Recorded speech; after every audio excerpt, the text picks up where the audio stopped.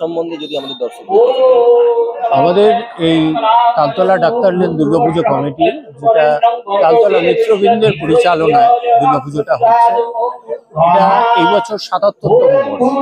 আমরা ২ বছর আগে আমাদের জুবলি হয়ে গেছে।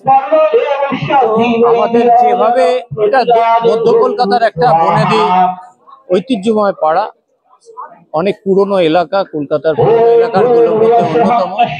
আর আমাদের পুজোর থিমগুলো আমরা সেইভাবেই করার চেষ্টা করি যেটা আমাদের এলাকার সঙ্গে যায় ব্যাপার। সেই জন্যই আমাদের এই বছরের থিম আমাদের করেছি ঠাকুরগড়ের গল্প। আমাদের একটু পরেই আমাদের উদ্বোধন হবে থিমটা। আর এই থিম যেটা করেছে যে সহেলি ভট্টাচ, আমাদের ও করছে থিমের ব্যাপারটা। আপনাদের বিশদে ওই জানাবে আমাদের পুজোর বিষয়টা। আমি তো জন্মেছি এই পাড়ায়, জন্ম থেকে এই পুজোর সাথেই যুক্ত। যেখানেই হোক দুর্গাপুজো মানে এই পাড়া ছেড়ে তো যাওয়া যাবেই না। তো ৬০ বছর দেখেছি, ৭৫ বছর দেখেছি, আর এবছর 77।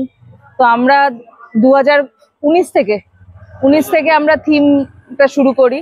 লাস্ট 2 বছর আমাদের আর্টিস্ট নিয়ে পুজো করা হয়েছে, কিন্তু আমাদের যেহেতু স্বল্প ব্যয় পুজো, তো আবার আমরা এবার ডিসাইড করেছি যেহেতু পুজোর সাথে পাড়ার লোকেদের ইনভলভমেন্টটা খুব বেশি দরকার, তাই আমাদের এবার থিম সেটা হলো যেমন ঠাকুর ঘরে সবাই বাড়ির বউরাই সব কাজ করে, তো এবার আমাদের পাড়ার সবাই যেমন বাড়ির, এটা তো একটা পরিবারের মতো, তো পাড়ার সবাই মিলেই পুরো প্যান্ডেলটাকে সাজানো হবে।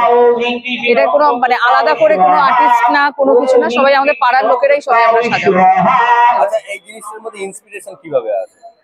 এটা আসে কারণ আমরা দেখেছিলাম আমাদের পাড়া ছোটবেলা থেকে যেহেতু সবাই একসাথে বড় হয়েছি, কাকা জ্যাঠা বলেই আমরা সবাইকে চিনি, তো সবাই ব্যস্ততার কারণে সবাই দূরে হয়ে যাচ্ছি, কেউ আমরা একসাথে আমরা থাকি না।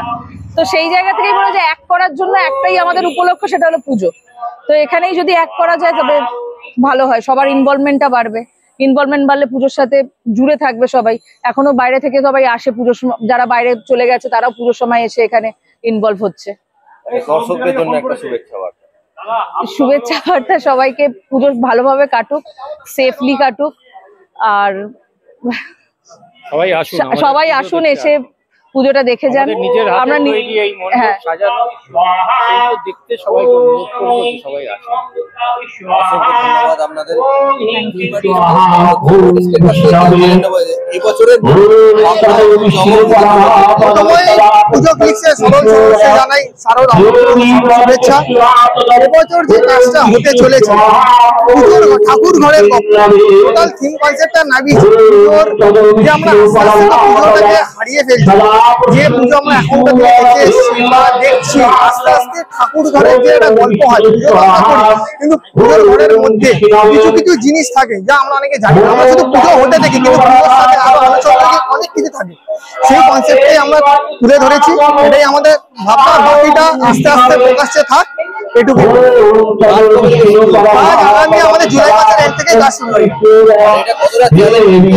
দেখো, একটা চ্যালেঞ্জিং বলতে স্বল্প বাজেটের পুজোর মধ্যে নিজের পাড়াতে নিজেকে কাজ করা, এটা একটা চ্যালেঞ্জিং ব্যাপার থাকে।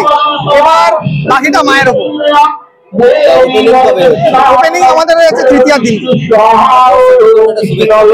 দর্শকদের মধ্যে একটা শুভেচ্ছা বার্তা দেবো। আপনারা তো এতদিন পুজো দেখেছেন, পুরোনো পুজোটাকে আমি ফিরিয়ে আনতে চাইছি, যাতে পুজোটা লোকে বুঝতে পারে আসলে যে একটা পুরোনো পাড়ায় পুরোনো পুজো ফিরছে।